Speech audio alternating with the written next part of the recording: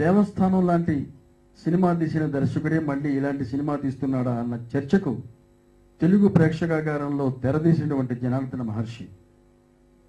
Telugu cinema ఇండస్ట్రీలో పరుసూరి బ్రదర్స్కి ఒక పేరుంది. అంత అద్భుతంగా కథ చెప్పేవాళ్ళు ఇంకెవరూ లేరు అని. అటువంటి పరుసూరి బ్రదర్స్ ఒక ఇంటర్వ్యూలో కథ చెప్పడంలో మాకు ఇన్స్పిరేషన్ ఎవరు, మాకు ఇష్టమైన వ్యక్తి ఎవరంటే జనార్దన మహర్షి అన్నారు. అంత అద్భుతంగా కథ చెప్తాడు, అంత అద్భుతంగా ఈ సినిమా తీశాడు. ఇప్పుడు నిర్మాతలు సాక్ష్యంగా చెప్తున్నారు ఎంత బాగా చెప్పాడో అంత బాగా తీశారు అని చెప్పని.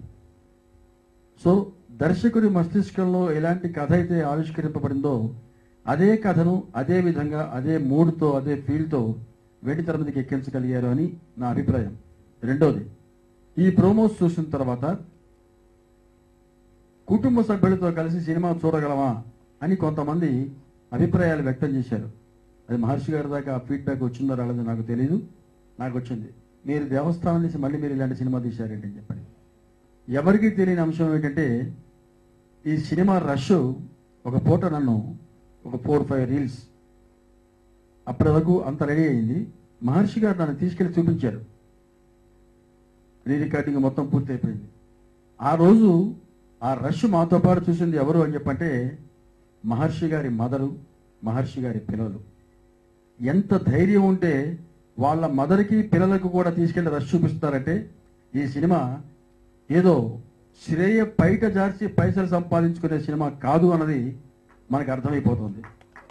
నాలో ఏ కసి పెంచలేదు. నా జీవితాశయం మంచి సినిమా తీయడమే, దానిలో భాగమే పవిత్ర కూడా. ఈ సినిమా గురించి ఒక్క మాట నేను చెప్పాలంటే నేను మొదల నుంచి చెప్తున్న మాటే చెప్తున్నాను తిరిగి. నా కూతుర్లతో నేను గర్వంగా చూడదగ్గ చిత్రం ఇది. అయితే మీరు అడగచ్చు ఇలా ఎందుకుంది 1-2 పోస్టర్స్ అని.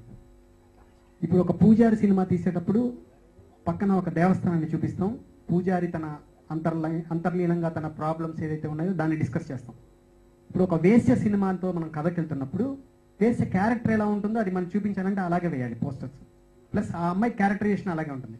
బట్ ఆ అమ్మాయి మాట్లాడే విధానం కానీ, ఆ అమ్మాయి దగ్గరికి వచ్చే మనుషులు కానీ, ఆ అమ్మాయి సొసైటీ పట్ల తన బాధ పెయిన్ కానీ ఇవన్నీ ఒక ప్యాటర్నైజ్ చేసి చూస్తే పవిత్ర ఒక బోల్డ్ కానీ చాలా గోల్డ్ ఫిల్మ్.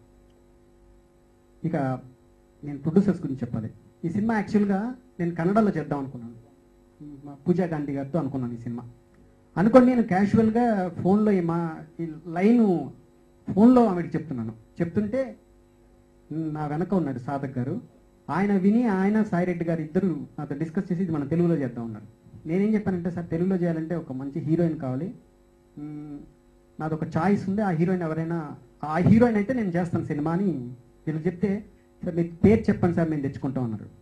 నేను క్యాజువల్గా అంటే గ్యారంటీగా వీళ్ళ వల్ల కాదనే ఉద్దేశంతో, ఎందుకంటే వీళ్ళకి ఫస్ట్ సినిమా కదా అని. బట్ నాకు తర్వాత కానీ తెలియలేదు వీళ్ళు 35 yearsగా తల్లి వేరుతో సహా సినిమా ఇండస్ట్రీలో ఉన్నారని. నాకు నిజంగా తెలియక నేను క్యాజువల్గా శ్రేయాని తెచ్చుకోండి ఈ సినిమాకి బాగుంటుందన్నాను. సాయంత్రానికి నాకు శ్రేయ గారి దగ్గర నుంచి ఫోన్ రావడం, నెక్స్ట్ డే కథ చెప్పడం జరిగింది. అంటే నేను ప్రొడ్యూసర్స్ యొక్క ఎఫిషియన్సీ గురించి చెప్తున్నాను ఇక్కడ. నేను పేరుకు వాళ్ళు కొత్త ప్రొడ్యూసర్లే కానీ వాళ్ళకున్నంత సర్కిల్ కానీ వాళ్ళకున్నంత సపోర్ట్ కానీ నేను చూస్తుంటే నాకే అమేజింగ్గా ఉంది. అందువల్లే నేను పవిత్ర సినిమాని చాలా జాగ్రత్తగానే కాకుండా చాలా ప్రెజెంట్గా తీయగలిగాను. నేను ఇప్పుడు ఏఎస్ గారు అన్నట్టుగా ఇప్పుడు కూడా నేను నవ్వుతూ ఉండగలుగుతున్నానంటే ఏ టెన్షన్ లేకుండా the complete credit goes to ఆ ముగ్గురు త్రిమూర్తులకే. So sincerely I'm thanking you all sir. ఇక ఫైనల్గా నేను చెప్పేది, మీరు ప్రోమో చూశారు, ప్రోమో చూస్తే మీకు అర్థమవుతుంటుంది. నేను ఇక మాట్లాడడానికి ఏమీ లేదు, మాట్లాడాల్సిందంతా సినిమాలో మాట్లాడిచ్చాను క్యారెక్టర్ చేత.